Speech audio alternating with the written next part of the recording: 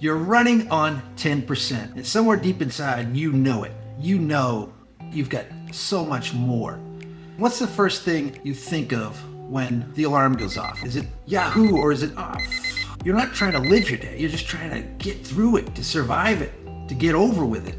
When scrolling feels easier than showing up, you're looking forward to a break, to the distractions, to Wordle or Netflix. Maybe you've tried morning routines, meditation, cold plunges, supplements, productivity hacks.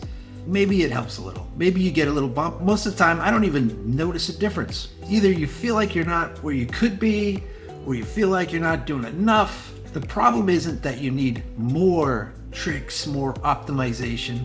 It's that 90% of your capacity is being drained by these three invisible forces. They're always running.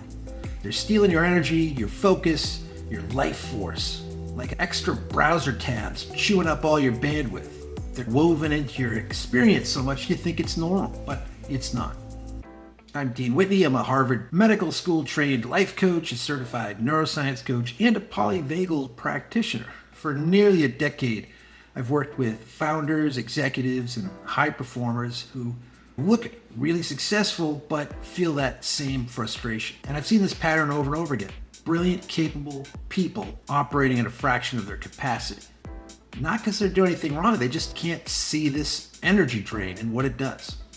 I created the Get Better framework to solve exactly this kind of problem. Not to add more to your plate, but to remove the barriers to become your authentic self. So the problem isn't that you're tired or don't have the right diet, it's just that you're managing too much unconsciously. Your subconscious mind is like a stage manager, trying to keep track of 100 spinning plates all at the same time. Every unresolved pain, every unfulfilled promise, every goal you haven't clarified, every decision you haven't made. It's all running in the background all the time, stealing your bandwidth and draining your tank. In this video, we'll look at the three main culprits. 1, the lack of direction. 2, the lack of a trusted system. And 3, your automatic thinking. All right, let's break them down. Do you ever notice that when you're driving somewhere new, it feels like it takes forever to get there, but on the way back, it seems much shorter? Somewhere you drive all the time, like back and forth to work, you might even forget the ride. Because your brain has the map. The destination is known. The path is clear. So it doesn't have to keep wondering, am I going to take left? Am I going to take right? Which way am I going? Your brain is not stuck in this constant navigation mode, filtering the environment. And here's where it gets expensive. When your brain doesn't have an answer to the question, it keeps asking over and over again, unconsciously, all day long. It's like, where am I going? What do I actually want? Is this the right path? Should I be focused on this or that? Or what's the most important thing? It's exhausting. The moment you set a clear destination, even if you don't end up exactly there, your brain relaxes. It says, okay, got this. I know where I'm going. I know what to filter out. I know what to focus on. And suddenly you have all this extra bandwidth. It's kind of like when you make a to-do list and then you feel immediately better. You haven't actually done anything. You just feel less anxiety. Now that it's written down, your brain stops managing it unconsciously and stops asking, what am I forgetting? What do I need to do? For your brain, everything that needs to be done, if it's not written down, it thinks it needs to do it right now. Now, if making a list of weekend chores can make you feel better, imagine having a clear picture of the important things, of your 3-year vision or your 5-year transformation, your core goals. When you get clear on where you're going, not vague, not someday, but specific and written down, your subconscious stops spinning. It starts knowing what to focus on, what to filter out, and that's energy you get back immediately. So that's drain number 1. But it gets worse, because even if you have a direction, if you don't have a system to keep track of everything, to manage everything completely, it's still draining energy. It's kind of like if you made an appointment in a couple of months at 2 o'clock for the dentist and you didn't have a calendar to put it in. You'd have to kind of think about it all the time. As humans, I'm assuming everyone's a human here, we have core drives. We have instincts and needs. And I break it down in the Get Better framework as your calling. And this is your work, your reason for living, your gift, your profession. And then the growth foundation, which is 3 parts. It's your health, which is mental, physical, spiritual, your relationships, your family, friends, and loved ones, and your resources. This is money and experience, skills, your network, and these are all areas that you need to continuously cultivate and enrich and grow in. And without a structure to hold it all together, your unconscious mind just has no answers. It's very vague, and it adds this continuous pressure to solve these questions. I'm going to take care of this health-related thing or relationship issues in the future, but you're really not tracking. So what you really need to do is to look into each of these areas and to ask yourself what needs growth, what needs healing, what needs repair. I tend to frame it in the pains and promises. The pains are the things that keep you up at night, that gnaw at you, and the frustrations and tensions. And then the promise, the things that really light you up, that excite you, that you're passionate about. And by tracking these, like getting them out of your head and prioritizing them and looking at some time frame in the future, getting a clear picture of how all these areas will evolve helps you to really know your direction. It makes all the micro decisions much easier. And then to leverage your calendar, your planner, your to-do structure, whatever it is that you use to track projects and next action steps, to use that kind of a system that you trust. Now, you don't have to plan out every little thing like a Gantt chart, like a project plan. If you look at the pains and promises, the top few things that are keeping me up at night or that I'm really excited about, if I look at those things, what I'm doing this year isn't going to be a third of it. Typically, that type of growth tends to hockey stick. You get most of it done in the last 6 months because everything you do now is like a foundation. It's the building blocks, right? So if I look at this year and I think about to get a fraction of that done this year, what can I really do? And it might be to put together a fitness program or to work on my relationships or whatever it is. And then I think about what are the most important next action steps. And those are the things I focus on this month. Those might be a little more categorical, a little bigger things, but that means today, this week, I can focus on those next steps forward.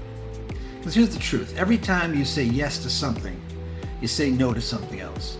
You can do just about anything, but you can't do everything. So when you have a trusted system and you really know where your time is going and what time you have available, you know when you can say yes or when you can say no without guilt, without second guessing. No is a complete sentence. What you really do is you start picking yourself first. You don't leave yourself the kid that gets picked last. Okay, so it really is about loving yourself and putting the big picture first.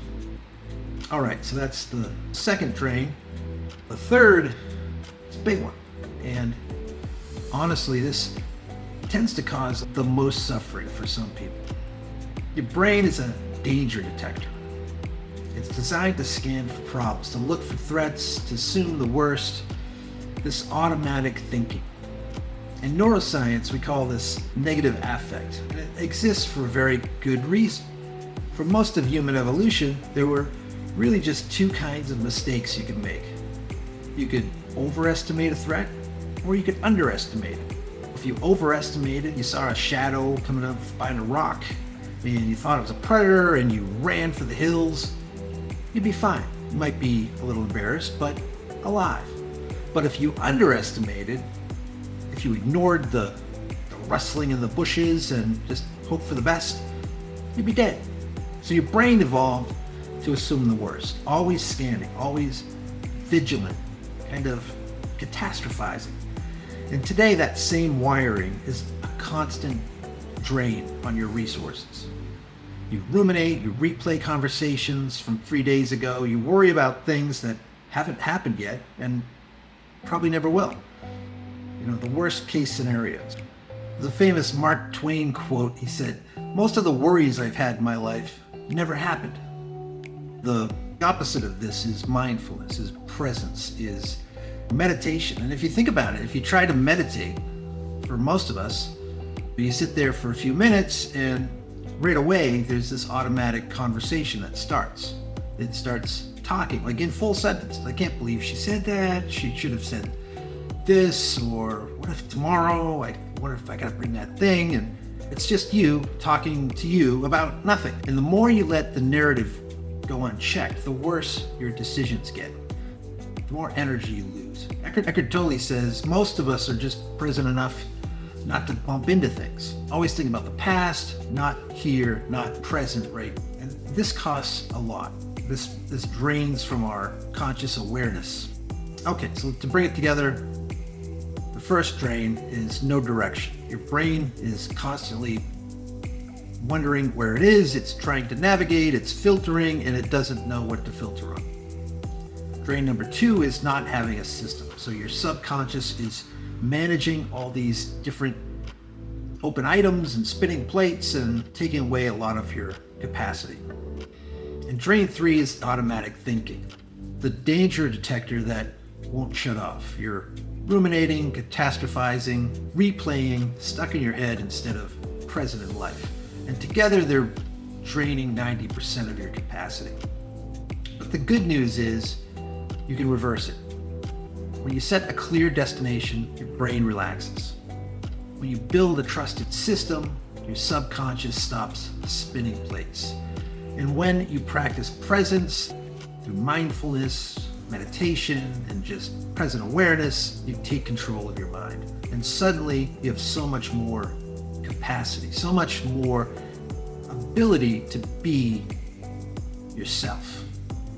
When you stop living as the human, the survival machine running on autopilot, and start living as the being, the part of you that knows your true potential, that's when life stops feeling like something you're trying to get through and starts feeling like something you're looking forward to, something you're living. So first, take the life quality score.